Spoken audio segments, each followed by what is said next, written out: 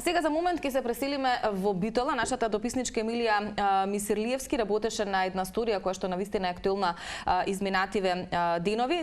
Нема предупредување дека изворот на минералната вода во близина на Битола испушта отровен газ, ниту пак имало пред да се случи оној трагичен настан пред само некој ден кога двајца браќа се задушија во јамата полнејки вода. Од општината Битола велат дека челичната заштитна мрежа и таблата дека е забрането да се слегува и да се полни вода, некој ги отстранил од засега непознати причини, но повторно ќе бидат поставени. Битолчани бараат изворот да се затрупа или да се извади на површина за да се спречат вакви трагедии кои што се повторуваат со години наназад. Споменав за жал и пред само некој ден имаше немила ситуација, а малку повеќе на оваа тема истражуваше Емилија Мисирлиевски. Сето тоа ќе го споделиме во продолжение.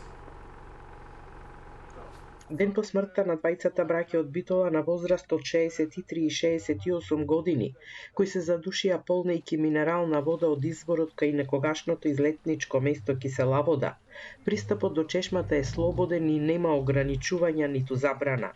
Единствено предупредување дека изворот е опасен е испишан ниот надпис со спреј во јамата. Овој извор повремено испушта отровен газ што е причина за смртта на повеќемина битолчани. Опасно по живот, пишува на чешмата која низ годините наназад одзела повеќе човечки животи. Но официјално известување од надлежна институција нема. Чешмата е затворена со катанец, а на неа има и клуч. Речиси на цела Битола и е познат овој феномен, дека повремено се испушта газ кој убива зашто чешмата е 10 скалички спуштена под нивото на земјата, па газот подолго се задржува во јамата затоа што нема можност за проветрување.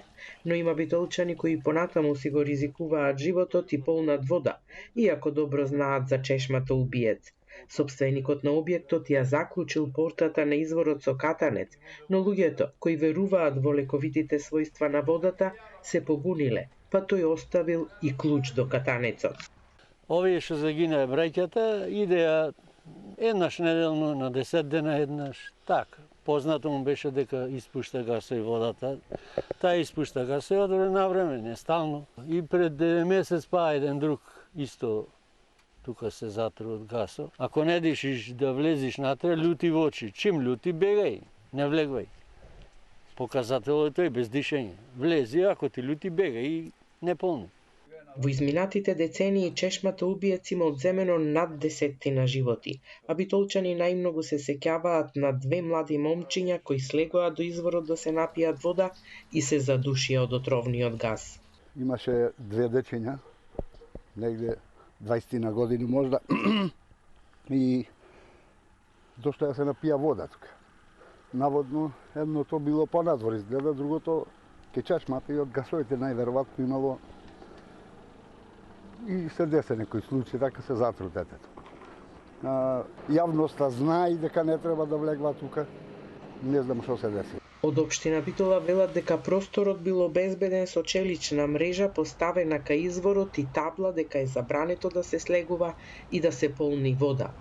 Во моментот истите се отстранети од непознати причини. Кој и зошто ги отстранил потребно е да биде проверено од надлежните институции. После вчерашниот несреќен случај повторно ќе биде поставено соодветно предупредување за опасностите кои постојат на ова место, а имајќи ја предвид законската регулатива, општината ќе се обрати до сите надлежни државни институции за институционална координација во решавањето на овој сериозен проблем.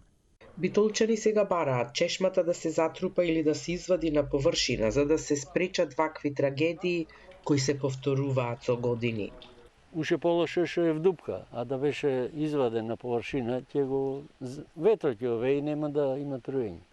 Таа вода треба да се извади надвор на површина. 30 метра подолу да се извади и готово. После смртта на двајцата браќа, само торбите со шишиња полни со минерална вода до изворот сведочат за трагичниот настан. Предупредување нема освен повремените полициски патроли кои ги забележавме додека ја снимавме оваа репортажа. Приказната за чешмата убиец се заборава после секоја ваква несреќа. Потоа, луѓето повторно доаѓаат да полнат вода од изворот во Кисела вода на неколку километри од Битола.